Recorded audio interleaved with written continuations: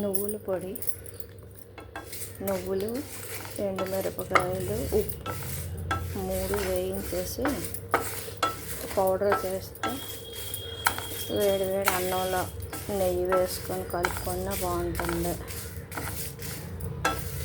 ఇంకా ఇడ్లీతో బాగుంటుంది.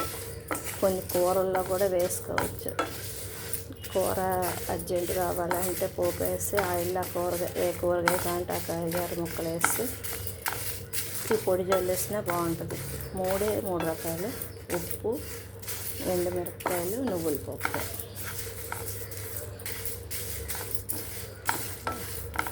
లైట్గా పెరుగులో కలిపేసి దోశలతో చట్నీలా తినచ్చు, ఇడ్లీతో కారపొడిలా తినచ్చు.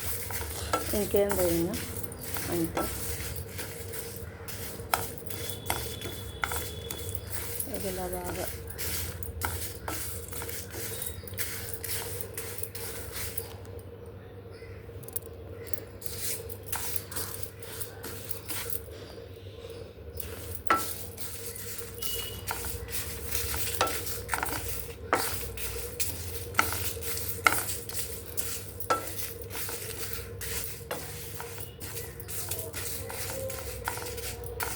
మంచి ఫస్ట్ నువ్వులు వేగిన తర్వాత సాల్ట్ వేసి, సాల్ట్ కొంచెం అంటే మిరపకాయలు స్టార్టింగ్ నుంచి వేస్తే మాడిపోయి బాగోదు.